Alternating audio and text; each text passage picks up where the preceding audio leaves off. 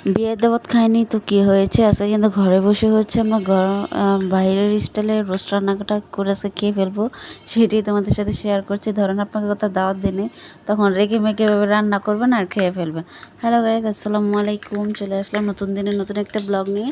আজকে তোমাদেরকে বাঙালি একটা সুন্দর একটা রেসিপি তোমাদের সাথে শেয়ার করতে, খুবই ইজি, যেটা একদম আহামরি কঠিন না। যে দেখো আমরা কী রান্না করছি, আজকে হচ্ছে আমি রোস্ট রান্না করবো। তার জন্য হচ্ছে আগে মাংসটা ম্যারিনেট করে নিতে হবে লবণ হলুদ দিয়ে। তো এখন হচ্ছে আমি তেলের মধ্যে বসিয়ে দিলাম ভাজার জন্য, একটু ভালোভাবে বেছে নেবেন। তো সাথে হচ্ছে একটু গল্প করব, মাংসটাকে ভালোভাবে ভেজে নেবে। দেখো আমি একে একে মাংসগুলো দিয়ে দিচ্ছি, তোমরা কিন্তু দেখতে পাচ্ছ। তো এই যে আমি এটাকে ভালোভাবে ভেজে নিব। তো কী করবেন বলেন, যদি কোথাও বিয়ে দাওয়াত না পান তখন ঘরে বসে কিন্তু খেয়ে দিয়ে বিয়ের খাবার কিন্তু উপভোগ করুন ঘরে বসে। সে যে দেখো আমার ভাজা কিন্তু প্রায় হয়ে যাচ্ছে। আপনার যতটুকু প্রয়োজন ততটুকু করে সাইজ করে নিতে পারবেন। তো আমি হচ্ছে আমার অনুযায়ী সাইজ করে নিয়েছি। তো এইভাবেই হচ্ছে রোস্টটা আজকে রান্না করব। আমার রান্না করা শেষ, এখন হচ্ছে আমি ভেজে নিয়েছি ভালো করে না ভেজে নিলে খেতে কিন্তু ভালো লাগবে না। এই যে দেখো কীভাবে ভেজে নিয়েছে আর কী করে কী দিয়ে আমরা এই মশলাটা মাখিয়েছি প্রথমত তোমরা দেখে নিয়েছো। এই যে দেখো আম্মু কিন্তু আস্তে আস্তে রান্নাটা করে নিচ্ছে। আসলে আমিও ভালো করে রান্না জানি না, মার থেকে আসলে রেসিপিগুলো নেওয়া। সো ভালো লাগলো অবশ্যই লাইক কমেন্ট করতে ভুলবে না। আর এই যে দেখো আমি এখন হচ্ছে রান্নার মধ্যে চলে যাচ্ছি। আসলে ব্লেন্ডার প্রবলেমের কারণে হচ্ছে পেঁয়াজটা পেস্ট করে নিতে পারিনি। তো যারা হচ্ছে রান্না করবেন এর আগে পেঁয়াজটা হচ্ছে পেস্ট করে নেবেন, তাহলে হচ্ছে রান্নাটা বেশি দেখতে সুন্দর হবে। এখন আমাদের মহাবিশ্ব যুদ্ধ চলবে, এই যুদ্ধ করে আর কি পেঁয়াজটাকে গলানো হবে, কি আর করার। ব্লেন্ডার খারাপ থাকলে আর কি যা হয়। আর যদি পাটা থাকে পাটার মধ্যে বেটে নেবেন, বেটে নিলেও এটা ভালো হবে। কিন্তু এবার নাড়াচাড়া করতে গেলে টাইম অনেকটা লাগবে। অনেকটা লাগলে কিন্তু মেহমানও কিন্তু মানে বিরক্ত হয়ে যাবে যদি এতক্ষণ লাগে রান্না করতে। তো সেই অনুযায়ী হচ্ছে ব্লেন্ডার অথবা হচ্ছে বেটে নিলে হচ্ছে সবচেয়ে সুন্দর হবে, আর দেখতেও কিন্তু খাবারটা ভালো লাগবে। তো এই হচ্ছে আমি পেঁয়াজটাকে আস্তে আস্তে এটাকে ভেজে নিব, কিছু করার নেই। তো ভাজা হয়ে যাবার পর আমি সকল মশলা দিয়ে দিয়েছি, আদা রসুন যা লাগে তা, হলুদ মরিচ দেওয়ার পর কিন্তু একটা কালার আসে। এখন হচ্ছে আমি দুধ দিয়ে দিব, দুধটা না দিলে কিন্তু সুন্দর কালার আসবে না।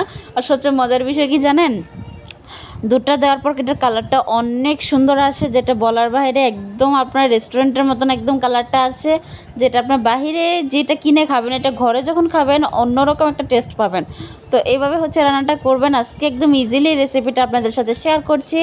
সো এইভাবে কিন্তু ইজিলি যারা রান্না জানেন না তারা কিন্তু রান্নাটা করে ফেলতে পারবেন। আমি আসলে আজকে রান্না দেখে আমি নিজেই বলছি অনেক ইজি। তো ইনশাল্লাহ এখন থেকে মেহমান আসলে আমি নিজেই রান্না করে নিব। তো তোমাদের সাথে আর কি তার জন্য শেয়ার করতে বসে পড়লাম। তো এই যে দেখো আমি ভালো করে নাড়াচাড়া দিয়ে নিচ্ছিলাম যাতে দুধটা যাতে সুন্দরভাবে মিক্সড হয়ে যায়। যদি ধরেন দুধ দিয়ে না খেতে চান তো দুধ ছাড়াও রান্না করতে পারবেন, কিন্তু দুধটা দিলে সুন্দর একটা কালার আসে, দেখতেও কিন্তু ভালো লাগবে, টেস্টিও কিন্তু, এটা খেতেও কিন্তু টেস্ট লাগবে। তো এখন হচ্ছে এটাকে আমি ভালো করে নেড়ে চেড়ে নিচ্ছি। এখন হচ্ছে আমি রোস্টগুলো দিয়ে দিব। আর অবশ্যই পরিমাণ মতো সকল কিছু দিয়ে নেবেন। যখন আদা রসুন মশলা দেবেন তখন এর মধ্যে কিন্তু আপনাকে লবণটা দিয়ে নিতে হবে। আসলে এতটুকু ভিডিও আমি বলে দিচ্ছি, আসলে এতটুকু ভিডিও আসলে করা হয়নি। এই যে দেখো এখন আমি নেড়ে চেড়ে হচ্ছে ভালোভাবে এটাকে সেট করব, যাতে ঝোলটা ভালোভাবে অ্যাড হয়। ঝোলটা যদি আপনার রোস্টের মধ্যে না যায় খেতে ভালো লাগবে না। আর একটু রসালো না হলে কিন্তু কোনো জিনিসই ভালো লাগে না, এত শুকনো শুকনো। তো এটা কিন্তু একদম এখন হচ্ছে এটা আমি ভালো করে দিয়ে নিচ্ছি। এখন নাড়াচাড়া দিয়ে নেব। আর অবশ্যই এটার মধ্যে হচ্ছে এলাচ দারচিনি এগুলো কিন্তু দিয়ে নেবেন, এগুলো না দিলে কিন্তু ভালো স্মেল আসবে না। তো আমি কিন্তু দিয়ে নিয়েছি, বললাম তো আসলে ক্লিপগুলো নিতে পারিনি। তো এগুলো দিলে হচ্ছে আপনার স্মেলটা ভালো আসবে। সো আমার রান্নাটা মোটামুটি প্রায় শেষ হয়ে যাচ্ছে। এখন ভালোভাবে নেড়ে চেড়ে নিতে হবে। যেহেতু একটু কম হয়েছে তার জন্য আমি আবার লবণটা দিয়ে নিলাম। লবণটা আসলে চেক করে নেবেন, লবণটা না হলে কিন্তু খাবারের স্বাদ মান থাকবে না। তার জন্য একটু ভালো করে, যে এখন আমি লবণটা দিয়ে দিয়েছি, এখন ভালো করে নেড়ে চেড়ে নিব। দেখো কালারটা কি সুন্দর এসেছে, দেখলেই যেন অনেক লোভনীয় মনে হচ্ছে, খুবই মানে এত টেস্টি হবে খাবার বলার বাহিরে। সো কী আর করবেন, যখন কেউ দাওয়াত না দিবে, দাওয়াতে কি খাবার না পাবেন, বাসায় এসে মানে জলদি 5 মিনিট মানে 10 থেকে 15 মিনিটের মধ্যে রান্নাটা করে ফেলতে পারবেন। একদম ইজিলি ঘরের মধ্যে যা উপাদান আছে তা দিয়েই, যেটা আপনাকে এক্সট্রা করে বাইরে কিনতে হবে না। আমি যে উপাদানগুলোকে রান্না করেছি সেগুলো কিন্তু আমাদের সাধারণত ঘরে থাকে, সেগুলো দিয়ে আমি রান্নাটা আজকে করেছি।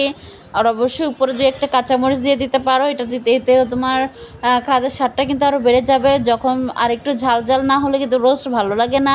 সো হালকা ঝাল ছিল। সো দেখো আমার লাস্ট লুকটা কতটা লোভনীয় হয়েছে, মানে দেখি কিন্তু জিভে জল চলে আসে। তো আজকে এই পর্যন্তই, সবাই ভালো থাকো, সুস্থ থাকো, আর অবশ্যই আমাদের সাপোর্ট করবে। টাটা, আল্লাহ হাফেজ।